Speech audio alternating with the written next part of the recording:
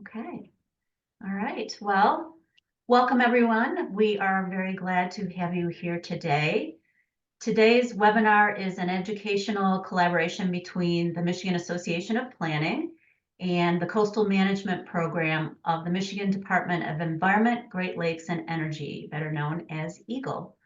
My name is Wendy Ramson. I'm the Director of Programs and Outreach at the Michigan Association of Planning, and I'd like to welcome you to this program on behalf of all of us.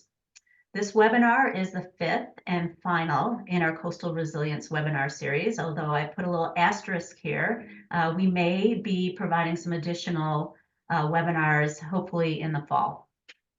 So I'd like to note that all of the webinars in the series are being recorded with links provided on the webpage that is shown on the left side of the screen, the URL that we have there. You will be able to access, in addition to these recordings, other helpful resilience planning resources, including the Michigan Coastal Management Program's planning guide and this video series as well. We have saved the last 30 minutes of our time together today for your questions and discussion. So please jot down your ideas, your questions, or add them to the chat while the presentation is going on. We'll pose them to our panel after we go through the program. We have one quick administrative item before we introduce our speakers. This webinar series is funded through a Coastal Management Program grant that requires a local match contribution. So you all can help us meet this requirement by giving us permission to count the time you spend on this webinar.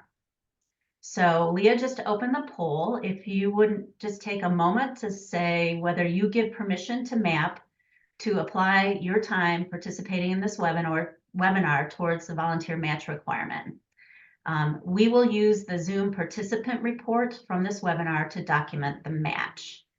I would note, if you are a federal employee, don't bother answering or answer no, because we cannot use your time towards our match, but we are still very glad that you're here. So we'll give folks another moment or two, and we will also bring this up at the end of our presentation. So if people missed it right now, we can catch them later on. So one more moment. And then I'm going to end the poll. And like I say, we'll bring this up at the end if you missed it. Great. So today's session is a panel discussion that will be moderated by my colleague, Leah Dumichel. Leah is the Director of Programs and Communication here at MAP, where she has been working with the Coastal Management Program since her arrival in 2021. She and I have both worked on the Coastal Leadership Academy, and she is immersed in this topic, so a great moderator today. Before MAP, Leah spent most of a decade in private planning practice at Beckett and Rader, where she served as the firm's community engagement specialist. So Leah, I am going to stop my share and turn this over to you. Thank you. I am so happy to be doing this today. So these webinars have been focused on planning tools to support Great Lakes coastal resilience. And today we're leaning a little bit away from the technical details of those tools and into like the thing we need to get these tools to work, which is community engagement. So many of you are Coastal Leadership Academy graduates. And if you are, you've already sat through a presentation on coastal community engagement, probably delivered by me.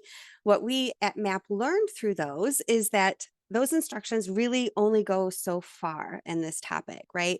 Because every community is so different. You have unique players, you have unique challenges, and we heard from you that it feels hard to predict what will land in your community. We hear a lot of, kind of skepticism that sounds like, well, that sounds good, but you don't know that HOA or what happened last time, or, the episode with, and that is true. We do not know that. So what we've heard and seen from the community leaders to find helpful, like in addition to that instruction, are stories, not what could we do, but like, what did you do? And then also importantly, how did that go, right? So that is what we're talking about today. So I'm so excited to introduce today's speakers. We strive for geographic diversity because Michigan's coasts are really very different in terms of both the physical geography and then the human use of them. Um, we also strive for diversity in the kinds of coastal management activities that the engagement is supporting so that you would have a variety of entry points that you could see your own community's story reflected in. And then it turned out that that got us to this diversity of audiences that I think you're really going to enjoy as these stories unfold. So, first, we have Griffin Graham, who's on Michigan's lower west side here. Griffin is serving his hometown, the city of South Haven, where he is our favorite kind of assistant city manager, which is one who's trained as a city planner, right? He came to South Haven by way of managing coastal Saugatuck Township, and this dual perspective of planning and administration will come through while he talks to us about the work South Haven is doing to really accomplish one of the most, kind of straightforward tasks in coastal management, which is using zoning to protect development from shorelines acting like shorelines do. Next up, we have Claire Carner, who has been serving the planning and zoning needs of Northwest Michigan since 2013, first through the Land Information Access Association, also called LIA. You might hear about them again throughout this presentation. And then in private practice at Beckett and Rader, where I had the pleasure of working with her, and now as the Director of Planning and Zoning at East Bay Charter Township. She will tell us today about re-engaging with the team at Beckett and Rader to lead an extensive public and business visioning process to support a transformational redevelopment of their beach district, which serves really regional needs for lodging, for transportation, and for water access. And we also have Katie Grantham, an environment and infrastructure planner from the Southeast Michigan Council of Governments, or SEMCOG. Katie represents the coastal context that is really where most Michiganders live, built out, industrially important, connected by infrastructure to points that are far inland. And so regional planners like Katie know that infrastructure also ties communities in Southeast Michigan together. We have many like tightly contiguous small jurisdictions.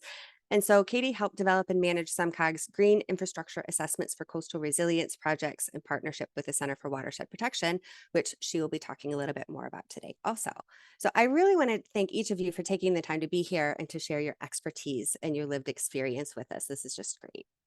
I would like to start by asking each of you to kind of just give us the executive summary, the who, what, and how, who you're talking to, about what, and via what medium in coastal community engagement right now. So maybe we'll start in the same order as we did the introductions and go around the state, and we'll start with Griffin. Sure, thank you. Appreciate the opportunity to be here. Really excited to share some of the work we're doing in the city of South Haven. In regard to kind of just the short primer for what I'm going to talk a little bit about. Not unlike many coastal communities in the state of Michigan, South Haven faced many challenges a few years ago when it came to the high water levels and corresponding erosion. We were getting many applications from private property owners looking to put in a variety of different types of hard structures to protect their property. And our planning commission found that they did not have very many tools at their disposal to appropriately review or even potentially deny some of these applications. So I'm going to talk a little bit about some of the work we've been doing since then to conduct a shoreline assessment and work towards putting in place a shoreline protection ordinance so that we're in better position to address these types of applications and high water issues when they inevitably return. That's awesome. So really working directly with your planning commission. I'm looking forward to hearing about that. How about Claire? Yeah, so the hi everyone. Also excited to be here. So the corridor that we're focused on, it's US 31. So it's the busiest, highest traffic volume corridor in Grand Traverse County. It's right along, it kind of goes through East Bay Township, right along East Grand Traverse Bay. It goes through a pretty high intensity hotel commercial district, and it's long been identified as a high priority by the township. Like, we need dedicated planning. Like, we need this to be, it's never going to be like a quaint downtown, but it's a business district. It needs an identity. It needs pedestrian infrastructure. It needs, placemaking, landscaping, signage. And then, I mean, a big one is the resiliency, just with the proximity to East Grand Traverse Bay. We needed to look at stormwater. We are wanting to look at green infrastructure, better public access to the water. So there's all of these opportunities. And so we were very lucky to secure 2 federal grants, one through USDA and the other one through Michigan's Coastal Management Program. So a little bit different than Griffin, where we're just kicking off this planning process. So it's kind of been years in the preliminary planning, but we are basically, we've got our implementation team, we've got our consultant teams, we're kicking off the survey in April, and then we've got a design charrette scheduled for May. So we're kind of, what I'm going to be sharing more is kind of about framing this planning effort and kind of all of the steps that went in to kind of get to where we're at right now. So. Which is a great perspective because community engagement is a real undertaking, like it's an investment, and just getting to the point where you make the investment really is a key part of the process. So I'm looking forward to that. Hi, Katie, how about you? Yeah, thank you so much for having me. I love being able to come and talk to you all about how important this work is and how important it is for y'all to be here. So I'm over in Southeast Michigan. And for those of you who might live there or you might have visited, our coastline is very different from the West Coast. It's extremely built out. Communities have buildings and residential housing right up to the water access point. And so, over the past, I would say like 5 to 10 years, we've seen a lot of fluctuations in water levels. And on top of that, our region has experienced a lot of climatic changes, including a lot of flooding over the past few years. And so coastal communities were kind of grappling with both aging infrastructure, with failing seawalls, with dealing with flooding and erosion and high water levels kind of all at the same time. And so a lot of folks started reaching out to SEMCOG, this, regional planning entity, saying, what can my community do?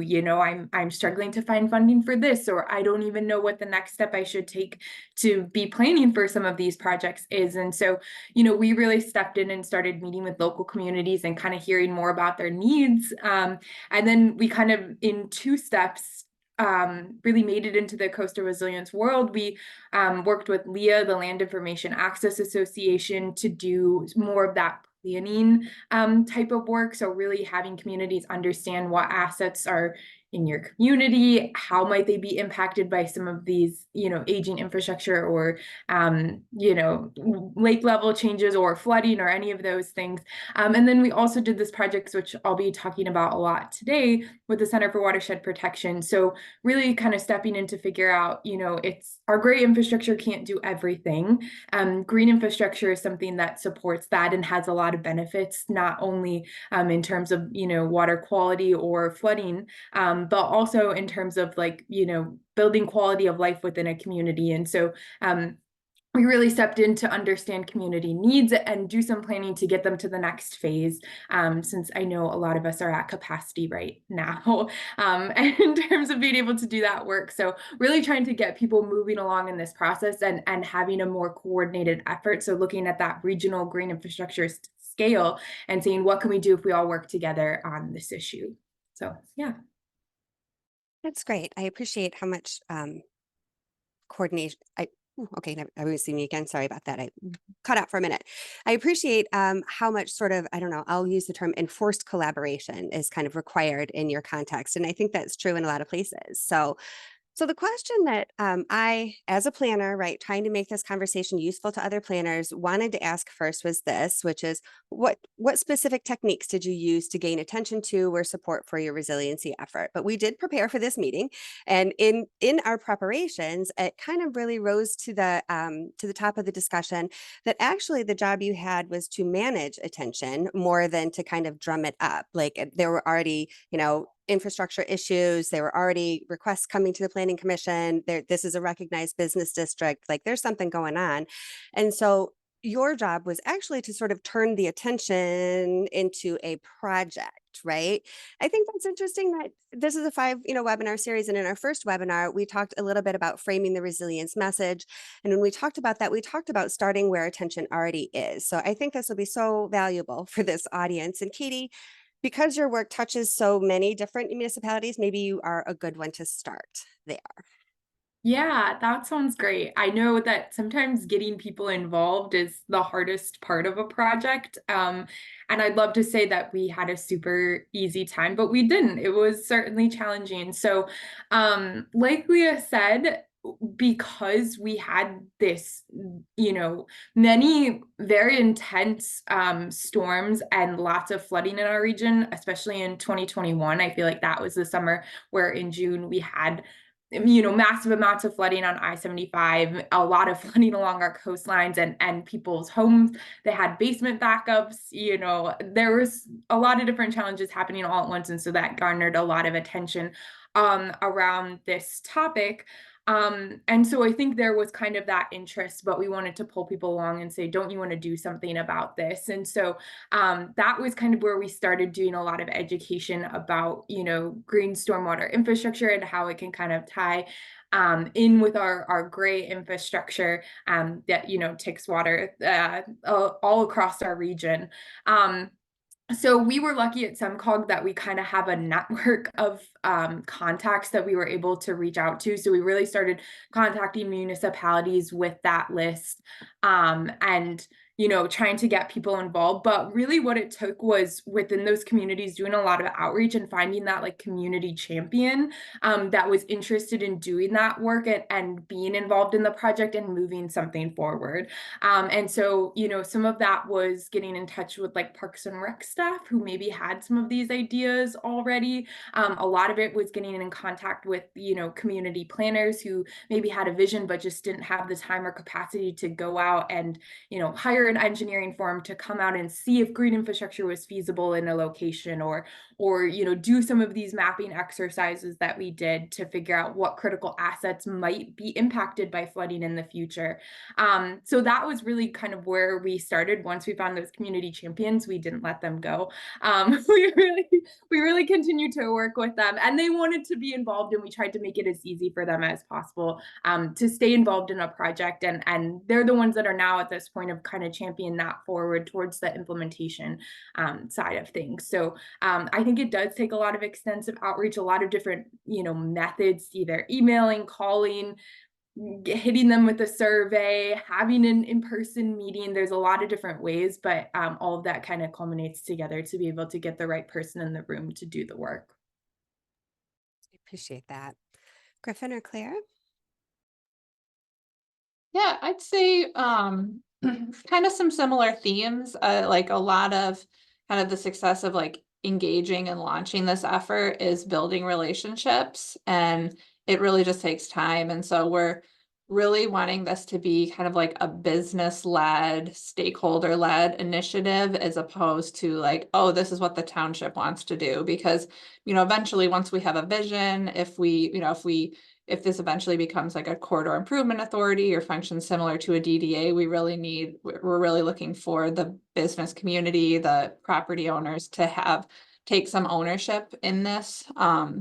One thing that we did that has been pretty successful is before launching like this public visioning piece, we've been holding quarterly meetings. They're beach district breakfasts. So we've been hosting a breakfast every quarter with all of our stakeholders, and we have 150 like business stakeholders now on our list. So it's like all of our businesses, the managers, the owners, as well as like our transportation providers. So like the bus agency, MDOT, DNR has property. So kind of like all the agency partners as well as business owners. So we've been gathering every quarter. We have like a really nice conference center that's right down on the beach district, right on West Grand Traverse Bay. And we're using that as an opportunity to have networking. So it's like building a sense of community with the business owners to create buy-in, and then also offering some educational opportunities of like speakers that are providing information that's relevant to the business owners, whether it's financing opportunities, addressing, some of the challenges that they're dealing with, whether it's from an environmental standpoint or whether it's more like financing, grant opportunities, those types of things. So that's kind of one way that we've found that's been successful to kind of start to just create these relationships and buy into the process. The other thing that we heard from the business community is that they were really looking for, we kind of asked what's like the low hanging fruit. Like, we want to do this visioning process. It's going to take a year or more. We're going to have, you know, these huge capital projects that are going to be expensive. But what we heard from the business community is like, can we get banners? Like, can we have banners along the corridor with a logo and branding and stuff? And so that was kind of the low hanging fruit that was identified in some of the meetings that we've had over the past couple of years. So Coastal Management Program actually is also funding the banners. And so those are going to be installed within the next month. So is that direct resiliency? I mean, I like, from my perspective, I think baking resiliency into this larger planning process and having like a cohesive, community supported approach to development in your corridor, I do think that it's all related. So we are super excited about that piece, because that's going to be like a visual thing where it's like, okay, this is actually happening. And then some of the big, you know, green infrastructure and those types of investments will come later, but just kind of trying to create a brand and identity and sense of community along the corridor. Appreciate that. That's yeah, I mean, that is a part of it. And I appreciate your, you know, sort of intentionally connecting that back to resiliency. Griffin, do you want to add anything? Sure, thank you. Yeah, I feel like we have a pretty practical, almost humorous story of how we started here in South Haven. So, you know, as I mentioned before, unlike, or excuse me, like many of the other coastal communities around the state, as the water levels were going up several years ago, you know, our community was starting to prepare for the impacts of that.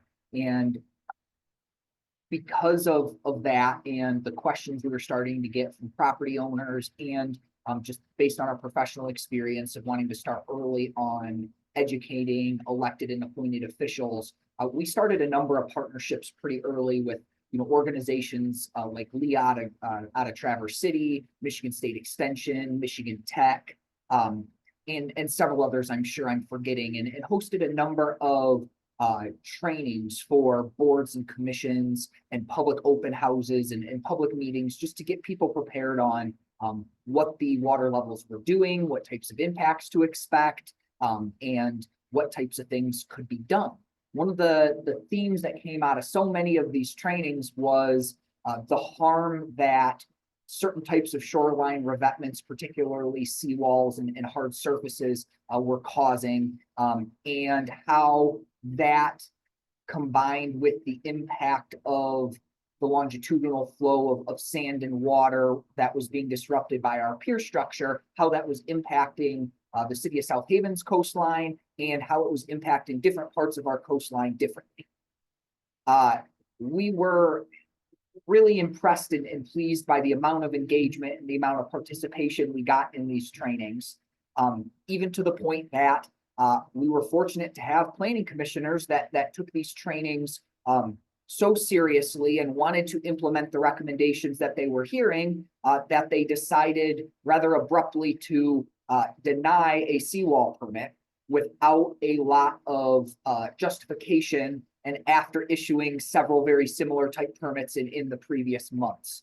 So where our whole story kind of builds is where we almost had to slow down our elected and appointed officials, get them to reconsider an application and understand that, you know, for various legal reasons, we didn't have the appropriate tools or the appropriate legislation in place to be able to take some of the steps that we knew were the right things to do based on some of these trainings, and instead needed to redirect the Planning Commission's energy towards putting these tools in place so that we were better set up to, in the future, how we more appropriately evaluate some of these applications and get the Planning Commission away from feeling like a rubber stamp for some of these things, and instead give them real outlined roles and review criteria, so that they can evaluate whether or not it's the best thing for our community, both in the short and the long.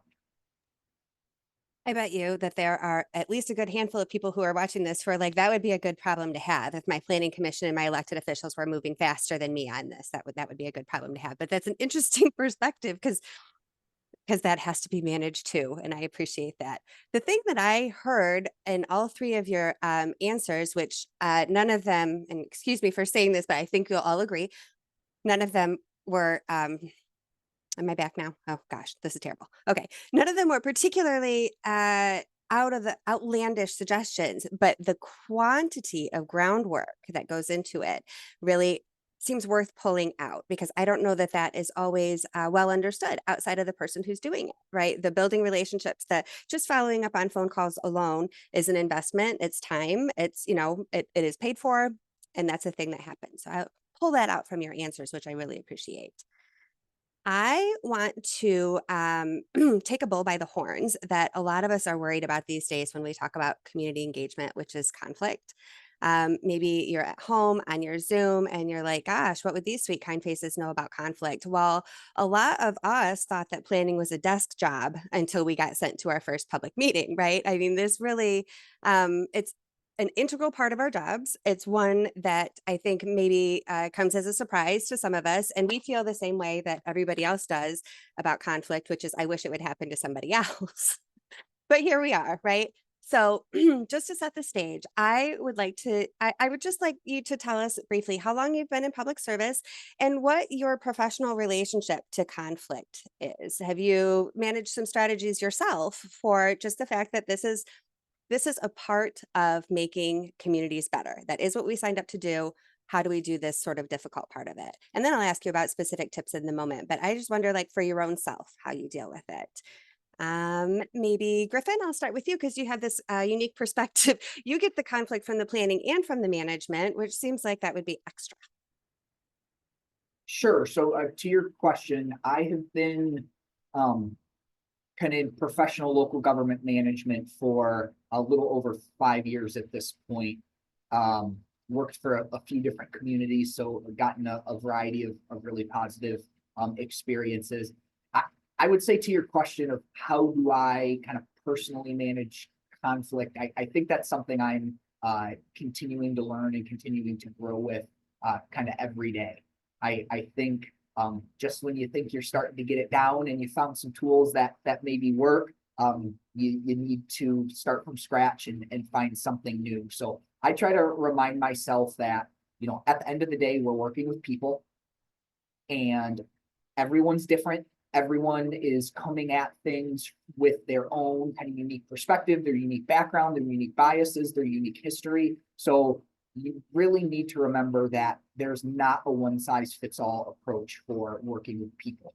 That can be challenging because it's very time-consuming, and as we all know, we're pulled in a million different directions and don't always have that capacity. But I think by just starting with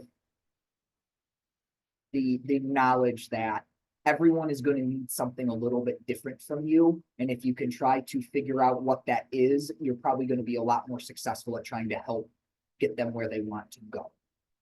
I'll also add, if I can, personally, something I kind of constantly have to remind myself is, you know, for all the public servants on the call, you know, it takes a certain type of person who wants to do this work, and a certain type of person who understands that you're going to have some tough days. And constantly, you know, reminding myself that it takes a really unique balance of almost confidence and ego to think that you can be the person who's going to help solve some of these really wicked problems, and at the same time enough humility to understand that, you know, we work for communities and for organizations that are going to go on long after us. Oh, I really like the way that you just put that. That's really great. Thank you. I appreciate that. Claire or Katie? So I would say I'm a pretty conflict adverse person. So it's been like definitely a growing experience. Working in consulting, you definitely deal with conflict, but you're like a little bit more, I think, removed or buffered from it. Working for local government, I feel like you're really in the thick of things. And when, so, you know, I've been with East Bay for 4 years now. And we've had some very contentious projects with, you know, some not unique, but definitely some challenging stuff over the last few years. I would say one thing that I've learned is just not taking things personal, and that's easy to say, but just realizing that when people are really angry, they're not angry at you. And so, and like not making the conflict a personal thing. And I think that that can get people a long way. Also looking for common ground, because even in the most contentious issues or developments, there's generally like way more common ground than there is points of conflict. So like trying to figure out what those few points of conflict are, and then kind of working with the community to kind of figure out what are the reasonable solutions. So, and then I think communication is also helpful. I mean, we have a very engaged community, and so we just listening to people and not assuming that you know where they're coming from, but just like really trying to hear what their concerns are. Sometimes, if you have someone that lives right next to a development, you're like, oh, well, I know what their problem is with this. But like a lot of times, if you really listen, you can find out like, oh, do you want them to enter through this other, should the construction traffic be limited to this entrance? Or, like there's a lot of solutions, like once you really start to kind of listen to people. And so it's been a good learning experience, and I'm by no means an expert, but Oh, right. None of it, I think that's kind of my point. None of us are. We're just people who are trying to do a job, and oh, surprise, right? There's corners to it. So I appreciate that. And I appreciate your saying that you're a conflict averse person who still wants to do a good job at this, and that there is a successful path for doing that. So I appreciate that. How about you, Katie? You want to add anything? Yeah, I'll jump in real quick. I'll first of all say that if none of you have watched Parks and Recreation, highly recommend, because I've never felt so seen and heard watching something before. We're working on a regional climate action plan right now, and I think I've heard it all over the past few months, angry and happy and everything all at once.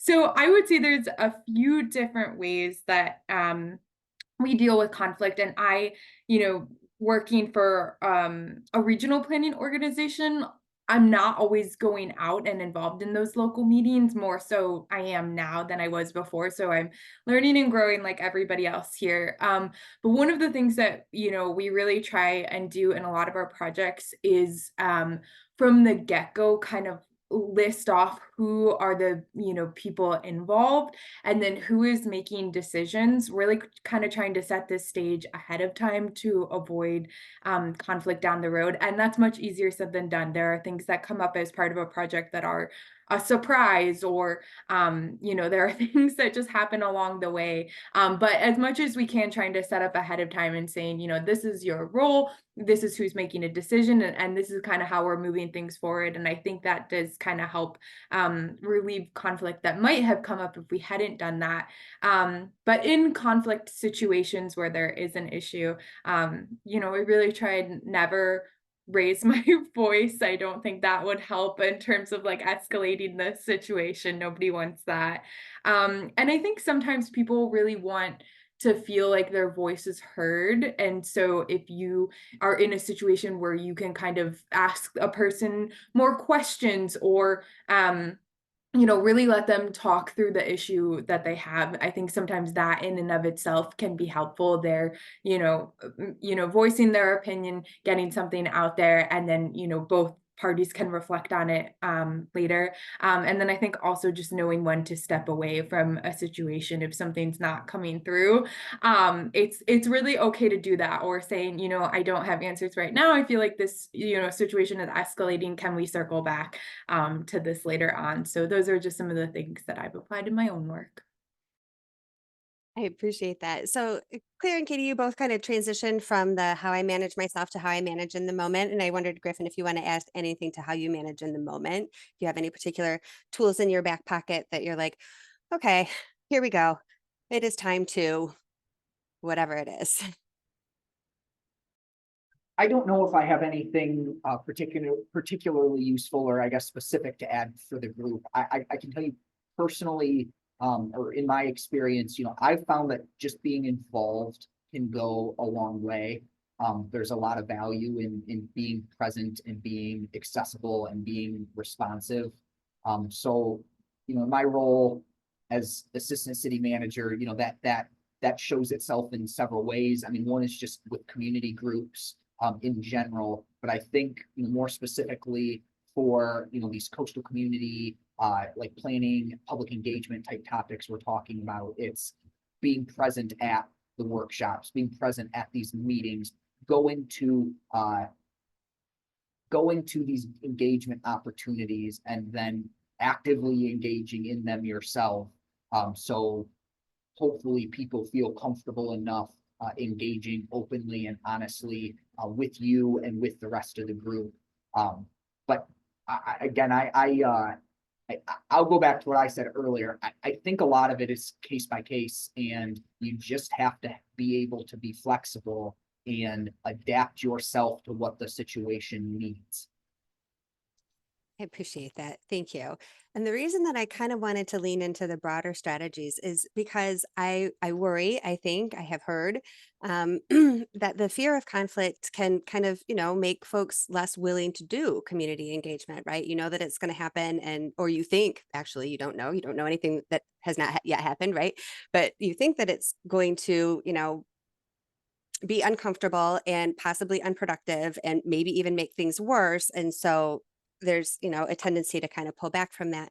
And I would just really encourage all of us to not make decisions in the interest of avoiding conflict, because probably that's not a thing, right? So if we're making decisions to try to achieve something that we're never going to achieve, which is a conflict-free decision-making process, then we're probably not making a good decision in the end. And so I part of what I am hoping to do here by listening to each of each of your voices and your different contexts and your different approaches is to make anybody feel, even the conflict averse, that okay, well, you know,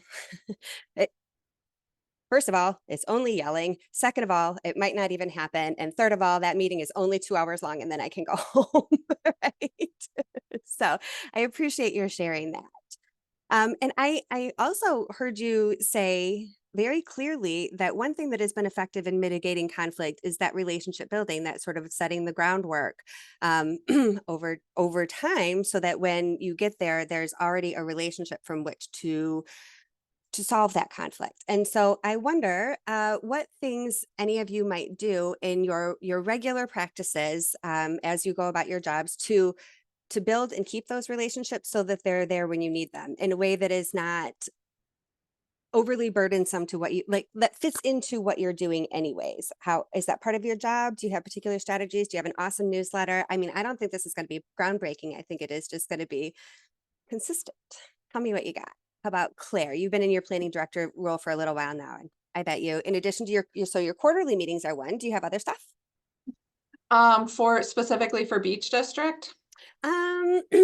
Beach District would be great, although I imagine that this is totally transferable. And so, you know, Yeah, so I guess I can speak to kind of just generally, I think really leaning into the process and the transparency has been really helpful. So there was some, you know, contentious projects, some distrust, you know, that dates back years at the township. And so we've been really just leaning into transparency. So it's like the public can sign up for updates when an agenda gets posted, when a packet gets posted, like the public sees it the same minute that the commissioners see it. It's just like the public feels like they have every access to information that everyone else has. And so just really trying to ensure that there's not a perception that there's like decisions being made behind closed doors. And I think sometimes that is a perception from the public because they don't always understand exactly what the process is. So, you know, we have a lot of subcommittees, those are all public. We post the agendas, we post the minutes.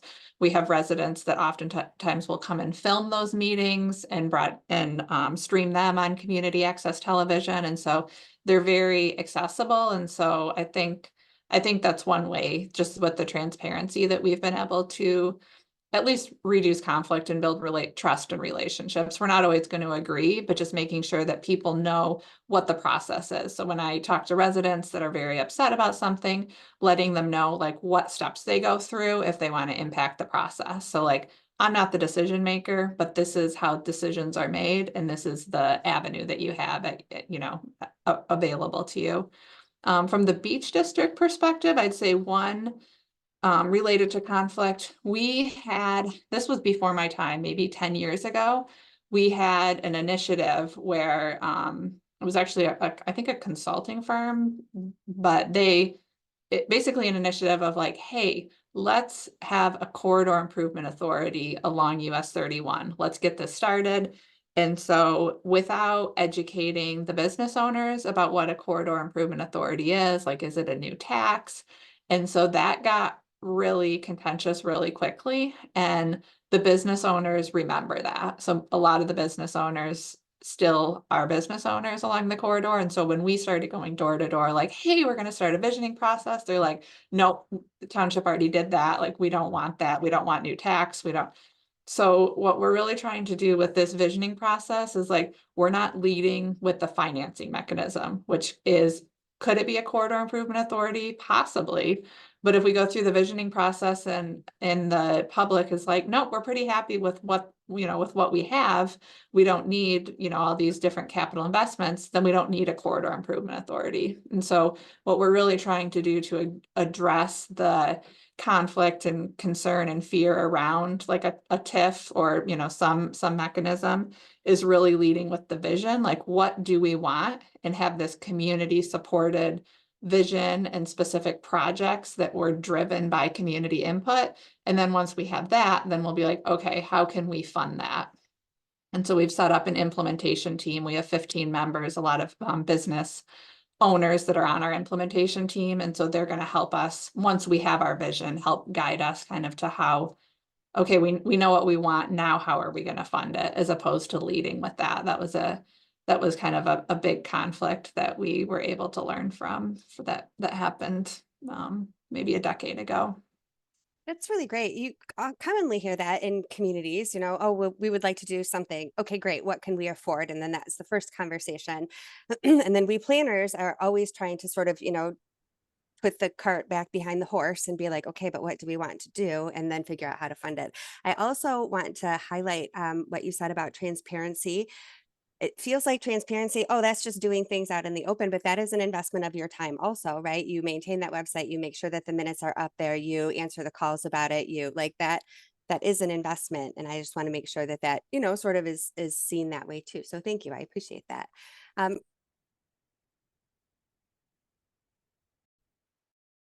Might have forgotten by now is regular communications things that you do to to make sure that the channels are open when you need them, if you have them, and you don't have to.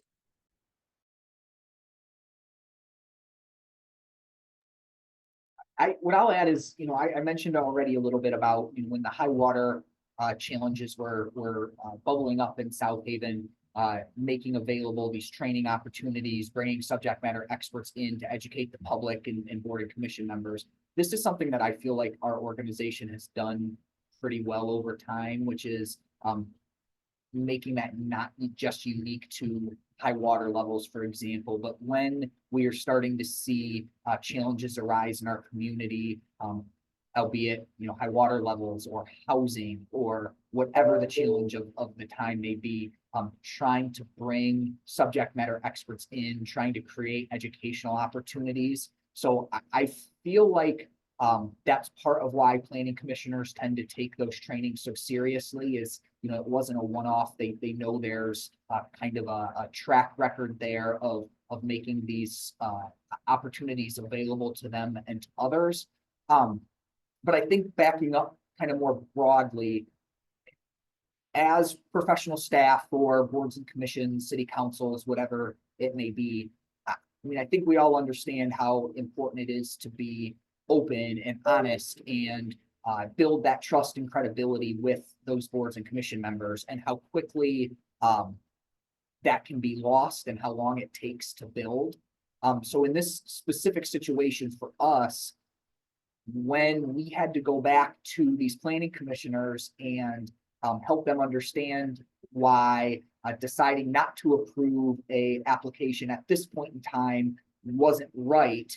And nevertheless, we understood where they were coming from. We understood that they absolutely were trying to do the right thing. We just weren't there yet. I think they were open to kind of the alternative suggestion of, we really do need to permit that application right now, but let's work together to help put something in place so that you have more opportunities the next time this comes.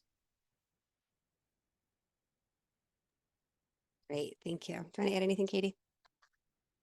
Yeah, I'll just add in a little bit of our experience, but really like once we had those contacts for our green infrastructure assessments for coastal resilience project, we tried to keep them involved throughout the duration of the project through multiple different like forms of involvement.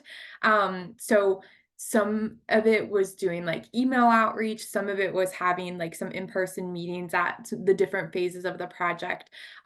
We actually invited people to come out in the field with us when we were going to do some of the assessments, and that was a good opportunity to really build relationships with the stakeholders and the people that were involved, but also hear about, you know, what priorities for residents are within that community, or hear a little bit more about the types of green infrastructure that folks would want implemented versus what they wouldn't. There's many different ways we can plant trees, we can do bioswales. What do the people want within their community? And then I would also say that we developed a story map through ArcGIS, which I think is a really cool tool if any of you planners out there have access to GIS. And, you know, if you have or haven't explored it, I would. There are so many great ways to do planning work through that site. We did like surveys where people could input points that they were concerned about regarding like flooding or where they thought green infrastructure could go in their community. So having kind of like an interactive map that they could work with some of our like suggested areas of interest. And then otherwise, we really had a story map that we kept updated for the whole project through all of the different phases that said, this is what we're doing, this is how you can get involved, this is, you know, who you need to reach out to. And so I think throughout this whole process, we really kind of like held communities' hands and tried to make it as easy for them as possible to engage. And that built a lot of strong relationships that have continued to this day. Like I know, you know, that project really wrapped up early last year, more like fall of 2022. But a lot of those folks then became more interested in SEMCOG. They participated in the Coastal Leadership Academy that we had with Southeast Michigan communities because they were interested in this topic and wanted to know more, or, you know, they wanted to join things like our Green Task Force because now that we, you know, paved the way for them to think about green infrastructure, they wanted to do more of that within their communities or figure out how to implement a project. And so really trying to hold hands for a little bit and take that like scary leap into this different world. But then from there kind of open doors for them to see like all of the different ways in which they can do some really awesome projects within their community. So yeah. That is really great. Thank you. I appreciate that. So I'm going to, so we're coming to the end of the question time here. So I have two questions, you know, sort of about lessons learned in both directions. So we'll start with, I'm always so grateful to people who offer me the opportunity to learn from their mistakes, because so much less costly to me than my own, right? It's like buy one, get one on mistakes. So life lessons. So I wonder, Claire, I really appreciated your story, the lesson that you learned from somebody who had come before you. I wonder if you would like to share, and this could go in either direction, a lesson you learned about, oh, we're doing community engagement next time because this is what happens if you don't, or a lesson about, I'm not doing that for community engagement again. Does anybody have a story that they would like to share? I can go ahead and share briefly that, you know, I think our lesson is, out of all of this is, for as fantastic as it is to have boards and commissions who are grabbing on to this training and education that you're providing for them, it's equally important to talk to them about process and talk to them about taking the learning, taking the theory, taking these opportunities that exist and walking them through the process to put those types of things into practice. I'd also use this opportunity, if I can, to, I think if any of this, the best lesson that I think we learned is learn from others. Quite often in government, and particularly local government, you often don't have to reinvent the wheel. So in the circumstance that we had in South Haven, we got to the point of, wanting to put something in place that was going to be legally defensible, that would give the planning commission more opportunity to be involved in the review of shoreline revetment, seawalls, so on and so forth. And what we found is we had a great example to learn from of a community just about 30 miles south of us. I think I saw their city manager on the call, but we learned from the city of St. Joe, immensely in how to move forward with this process.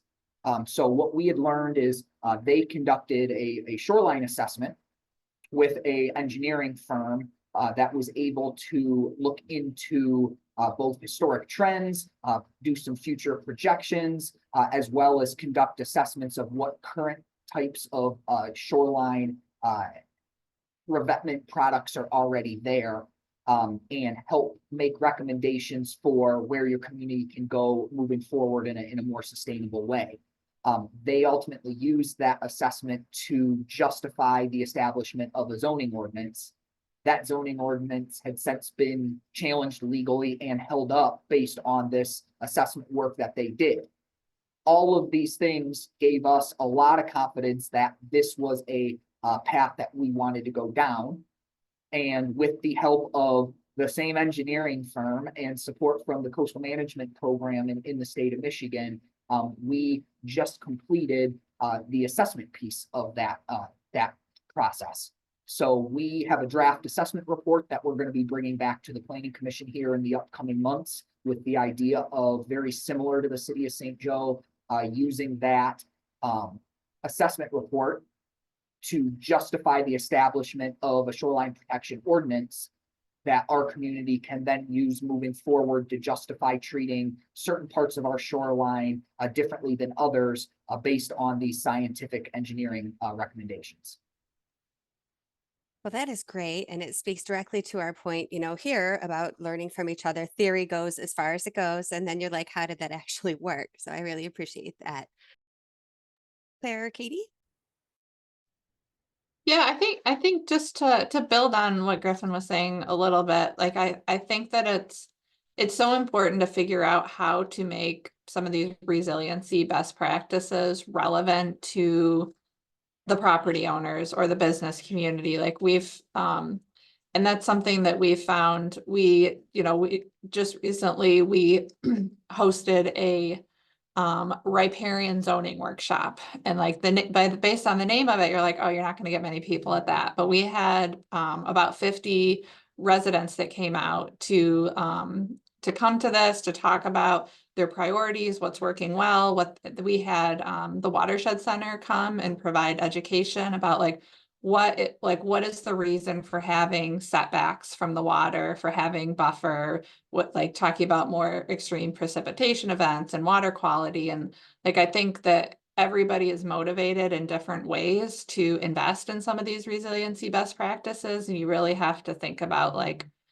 as opposed to telling people what the right answer is, figure out kind of where their motivation is. And I think that the data and the information is really important, because you can tell people what the best practices are, but when you're sharing information and data and assessments that are unique to this community or to your community, I think that that's really powerful. And we're also using LEA to do a resiliency audit along US 31 corridor. So they're going to be doing some mapping of tree canopy and heat island and those types of things, just to help inform with data what some of our infrastructure investments should look like. So I don't know if that gets at your question, but Well, it does. The mistake that I hear both of you sort of advocating against is getting ahead of the data, getting ahead of what we can actually, talk about together and agree upon in a concrete way. Do you want to add anything, Katie? Yeah, I'll just briefly jump in. Our challenge actually kind of came a little bit more after the project, where we had done all this engagement. We went out, we completed 48 concept plans along the Southeast Michigan coastline. We were really excited about it. We were like, oh my gosh, now everybody's going to go apply for funding. All of these projects are going to get implemented, easy peasy, great. And that was not the case. which is okay. We, you know, especially with some of our more like rural counties who maybe hadn't done as much green infrastructure work, there was a lot of concerns with their planning commissions when they would take these projects to be like, well, who's going to maintain this, you know, green infrastructure site? And that, you know, just honestly wasn't something that we had thought about as much. You know, we thought we really worked with these communities to develop this vision for them, and in some ways that is certainly a vision for them, but when it comes to the reality and the practicality of, you know, implementing a project, some of these communities still had a lot of concerns, and I think some of that stems from a lack of education. I think some of that stems from like a lack of capacity, and so that was really eye-opening for us. Honestly, there are certainly projects that, you know, came out of that that are in the implementation phases right now, and we're really excited for them, but there's still a lot of work to do otherwise in convincing the public and local elected officials that green infrastructure is really important, and it can be done in a way that benefits everybody and isn't quite so daunting and intimidating. So, you know, something to think about in the continuing stages of a project. Yeah, that is a concern, and boy, we're grateful to the folks for bringing it up because, of course, that right is going to matter in the future, and I appreciate that. I think that there's a lot of road between the planning and the maintaining, and so sometimes it's hard to see that far down it, but it sure does go there, doesn't it? So then for my last question, I'd like to zoom out just a little bit and go right to the title of the session in general, Lessons from Community Engagement. You all got into this business because you wanted to make communities better, right?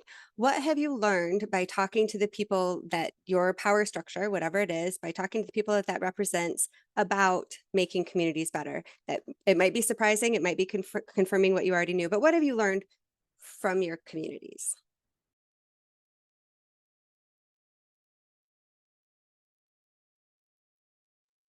That was a hard question. I didn't have anybody pick to go first. Sorry. Griffin. I can jump in and I'll be short and leave it for these other two. I think something that, you know, we have learned and are learning in the city of South Haven is how blessed we are to have a community that really cares about the community, that really cares about planning and zoning issues, and that actively want to be involved, want to be included, want to be consulted. That can at times present itself in ways that I think as staff we can catch ourselves seeing as negative. But trying at its core to remember at the end of the day, that's what you want. That is a good thing.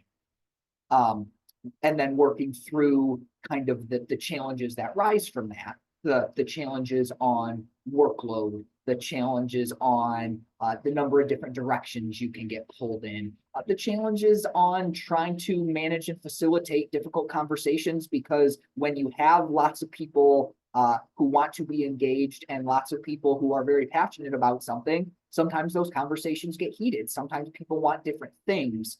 And as you work through all of that, just reminding yourself at the end of the day, it's what we all want, which is a community people care about, a community people are proud of, and a community that people just want to try to make as good as it can be, even if they don't always necessarily agree on what that looks like. Really lovely. Thank you. Claire or Katie? Griffin, that was so well put. I feel like I should go now.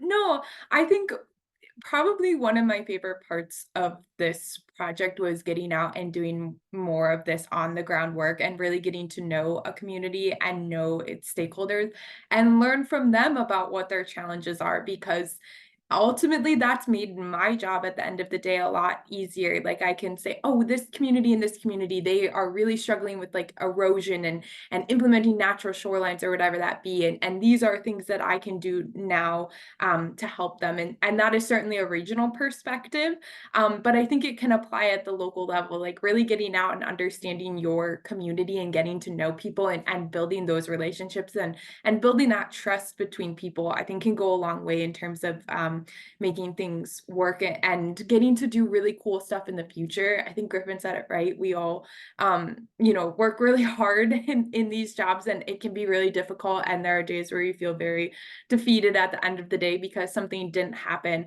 But sometimes putting in that extra work makes it a little bit easier down the road. And that is really exciting and awesome. For that, Claire?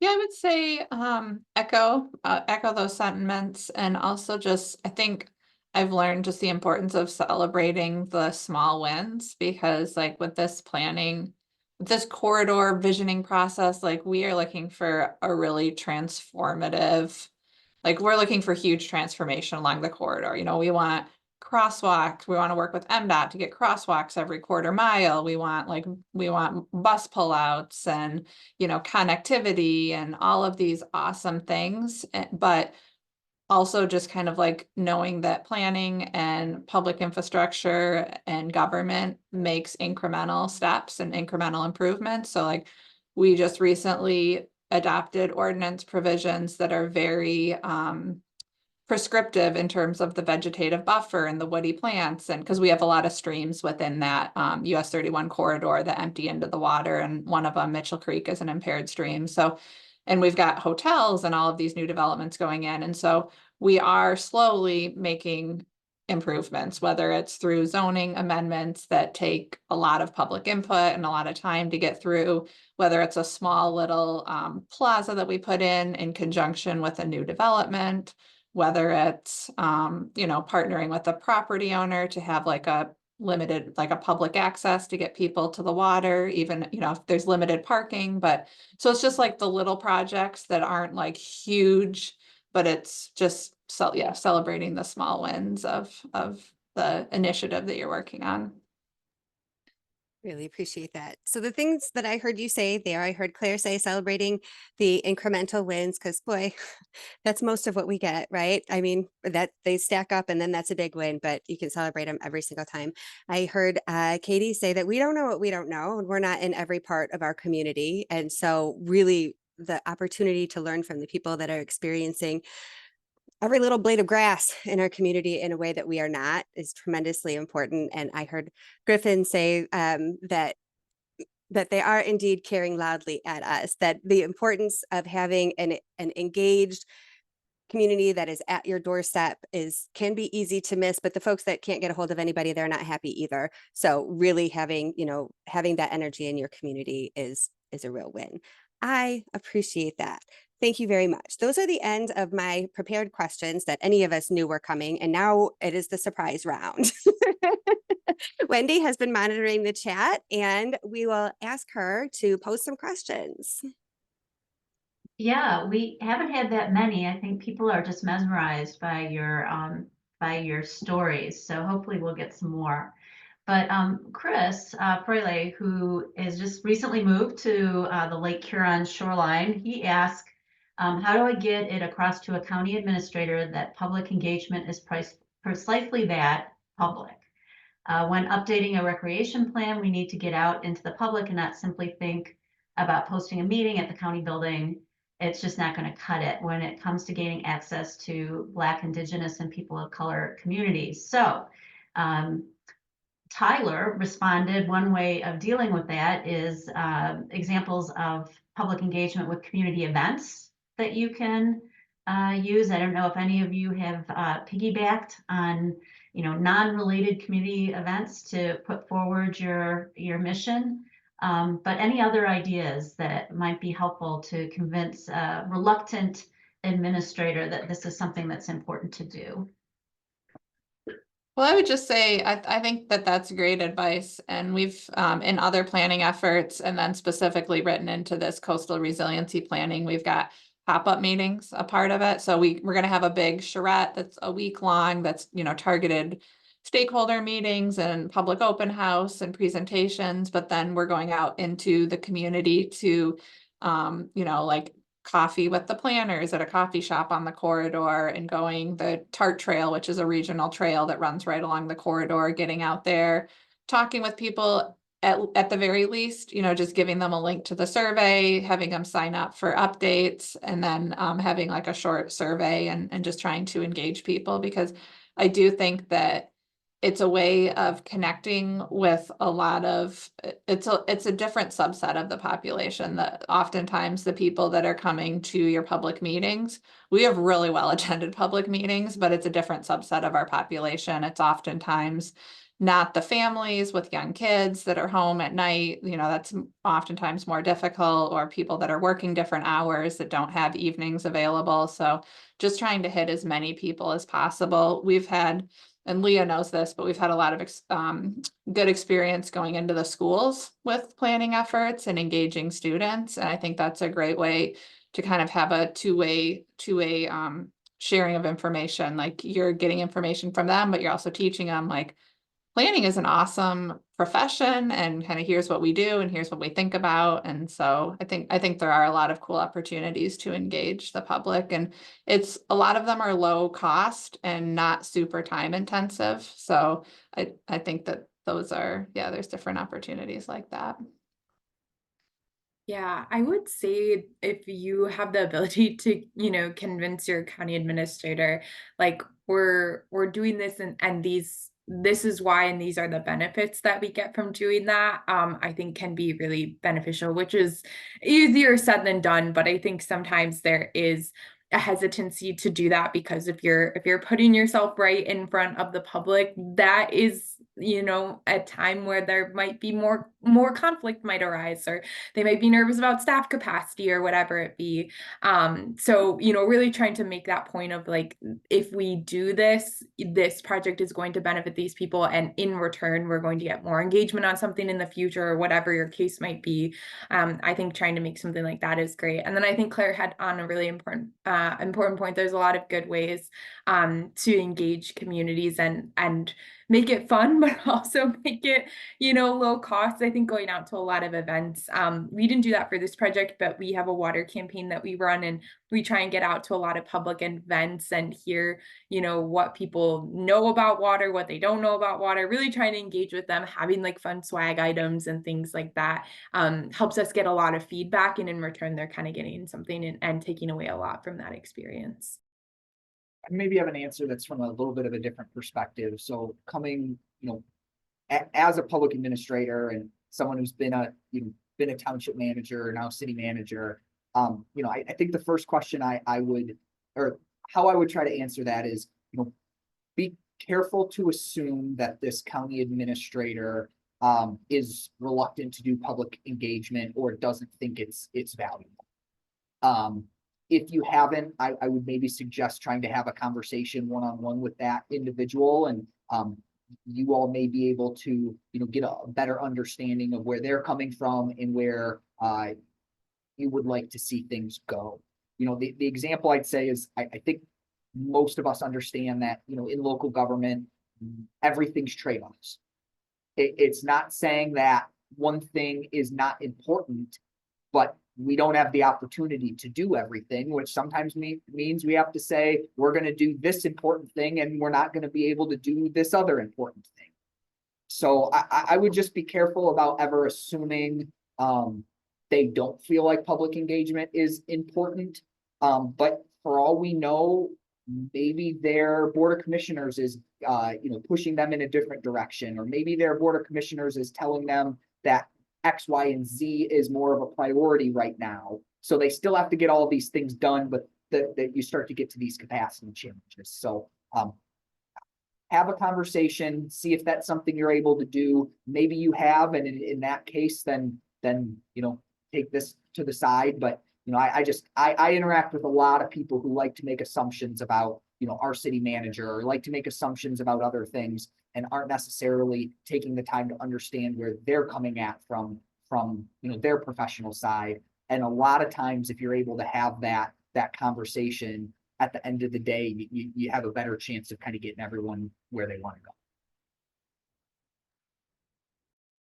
go. That perspective is great, coming from that, Griffin, different perspective, and sometimes we as advocates in the planning realm. So we need to team with the rest of our organization So that's great. So good comments. Tyler also mentioned as a part of this question that the spectrum of public participation, we really didn't get into any of the specific tools here in your discussions, but I don't know, do any of you use the, what is it, Leah, IIPA, spectrum of public administration or public? Yeah. IAP2. Okay, thank you. I never get that right. I know. If there's value in using those types of tools in your thinking when setting up your engagement. I'm actually using that methodology right now for the climate action plan that we're doing. And so, I'm in the midst of it right now. Maybe in a year I can come back and be like, this was so helpful, or be like, wow, that wasn't. But at least for right now, I think it actually is really helpful. I think I mentioned it earlier, but one of the things that comes out of those principles is really setting the stage for who the stakeholders are, who the decision makers are, and really setting folks into roles and outlining things ahead of going into a project, which takes time and energy. But at least on our end for a climate action plan where so many people are impacted by that and maybe have really like strong feelings when it comes to the topics that we're discussing as part of that, it's been really helpful to kind of set that stage and going into each of the meetings and setting the stage of like, this is our role here today, this is what we're trying to accomplish, and having that be public facing, I think helps to build trust, it helps to build transparency, and it also helps them to understand like where they fit as a part of this, and knowing that they do have a role in that project at the end of the day, I think is beneficial. Great. Any other comments on that? So we did have John Hodgson weigh in about the St. Joseph example that Griffin provided. And he very nicely provided a link to the coastal study that they have done in their 2017 report, in case anyone wants to follow up on that. But definitely St. Joseph is a leader in this area. So if what you can learn from them, and I'm sure John would be happy to share too if you reached out to him directly. So question, how do you build relationships and find common ground with unlikely allies?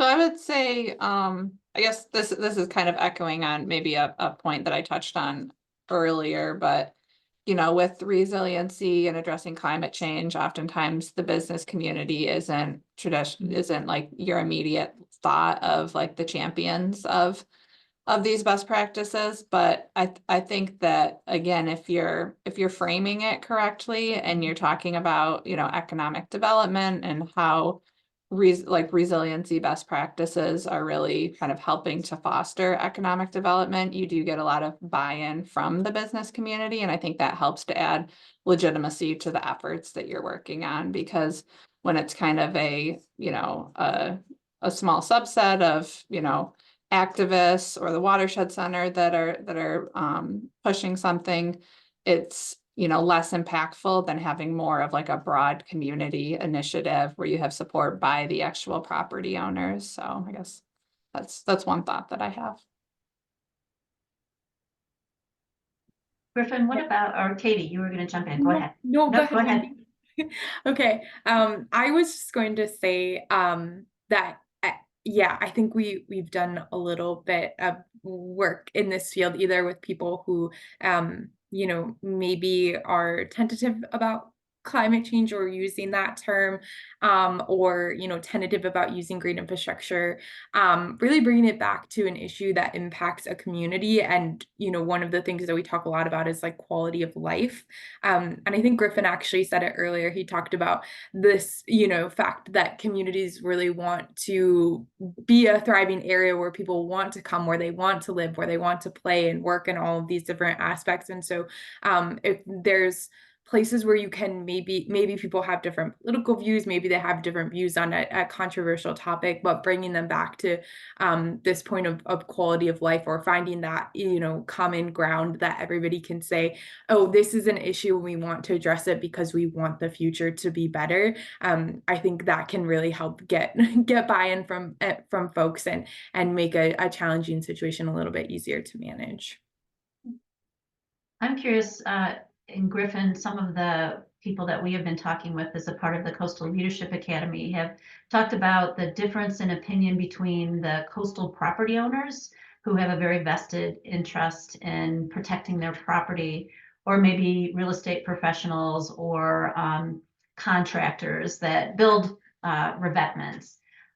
So is that an issue that you've had to deal with in your community? And if so, how do you make those people allies to the more resilience-oriented focus? So yes is the short answer, and I anticipate we will have more of that as we get more into the step of our project where we're actually starting to look at putting an ordinance in place. And you're absolutely right. At the surface, you think there's going to be a disconnect between property owners who are looking to protect their property and maybe other members of the community who have a different focus. I think our best chance of being successful is to explain the why. Why are we trying to do what we're trying to do? And talk through kind of the different scenarios of what could happen if we do this, what could happen if we don't do this.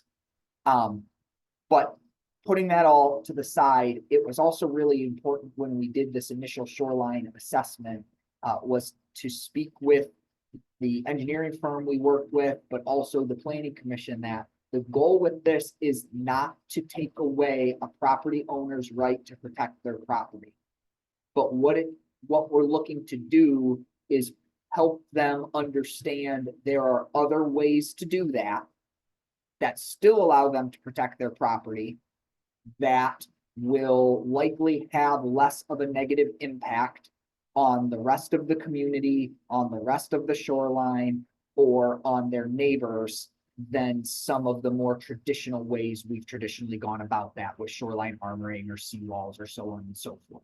We also understand that there are going to be parts of our community where 9 out of 10 properties have already got to put a seawall up. It's probably not right to tell that 10th property owner that it's not okay for them to do it. And that's why this assessment was so important to us, was to take a look at a really parcel by parcel level to understand what is already in place and what types of policies do we want to look at that give our planning commission some more options, give property owners still the right to protect their property in a legal and I think kind of professionally ethical way, that we're trying to treat people right.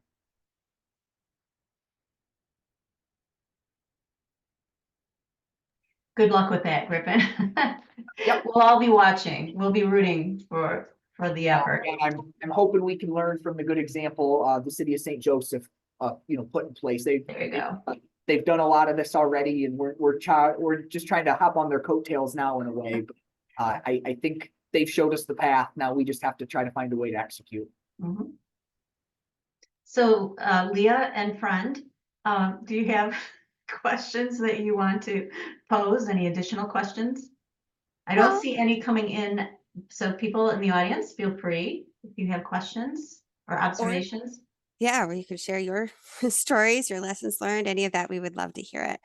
But if we have a moment, I will ask one more question, just because I know that it is not easy to see from the outside and is very visible from the inside. I've tried to pull out the time and in the investment that community engagement takes. Like, it's kind of a soft skill, and or it's full of soft skills, and so it doesn't financially show up in the way that we know that it's important. And so I wonder if you could talk about what the conversations are like inside your city, inside your township, inside SEMCOG, about the value of it and the and the investment that it takes? Are you well supported when you say, actually, I need more time, actually, we're going to have another meeting? What are the things that you like? What is that conversation like amongst the other people that make that decision?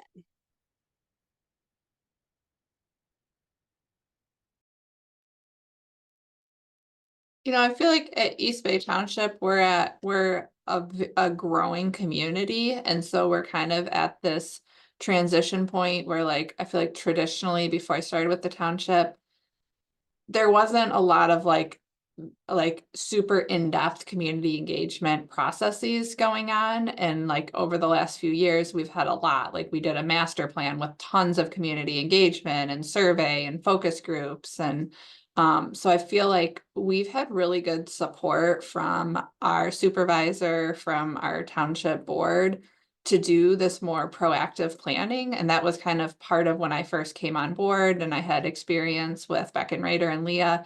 I think that there was excitement to do more proactive community engagement, because I think there was a desire from the community to have that and have more of a say in kind of some of the plans and policies that are being developed. So, and also just with like so much development pressure that we have in the township. And I think that it's been a cool just few years and to be a part of some pretty in-depth planning initiatives. And in terms of funding them, it's definitely a priority. And so I can dedicate staff time to that. And we have a CEDM fellow, which I highly recommend if anyone is interested in getting some added capacity.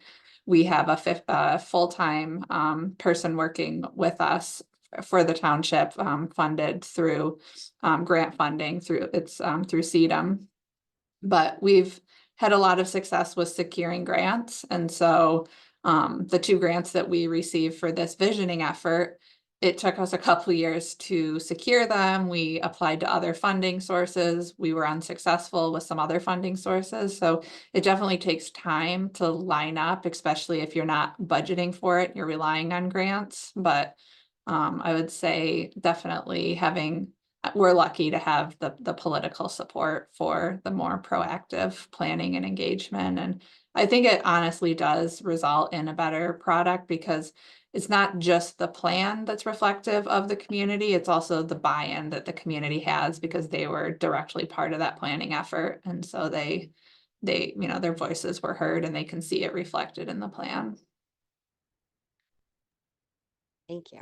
And it sounds like maybe that part of that was a lesson learned from, the recent experience. Oh, we don't want to do that again. Let's do something different. Yeah. Katie Griffin.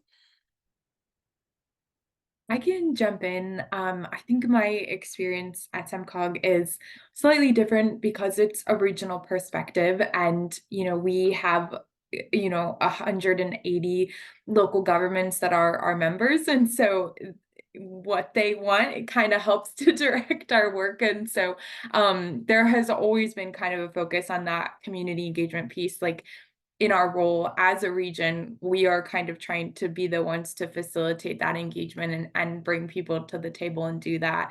I would also say too that a lot of the work that we've done, including this coastal assessments work we did, was funded through the Michigan Coastal Management Program. And so, as part of some of these grants, stakeholder and community engagement is a really important part of that. So some of that is in some ways baked into the work that we do, period. But I will say it takes a lot of time. We're lucky at SEMCOG to have an awesome communications team who is willing to meet with us to talk about, strategies. We have a lot of internal meetings. We really try and focus on developing like useful materials when we're going out as well, whether that be a story map, whether that be like a 1-pager, whether that even just being a survey or whatever it be to get the community involved. There's a lot of work that we try and put into that, and a lot of internal meetings that happen. So I won't say like, oh, it just happens overnight and it's magic. It's a lot of work for those that are involved in the project. But I think at the end of the day, everybody at our organization really sees the benefits of being able to do that. And especially from this coastal assessments project that we did, it got a lot of communities involved that hadn't maybe traditionally been as involved with us before. And now they're kind of joining our, watershed group that we have. They're interested in our green infrastructure implementation team. We're seeing more folks come to us with questions or participating in things like that. And that is really helping us to build a wholesome planning approach across the region. And it helps us get at our goal of ultimately working with all of these different entities to build a connected network of these important resources, whether it be water or green infrastructure. So that's my experience.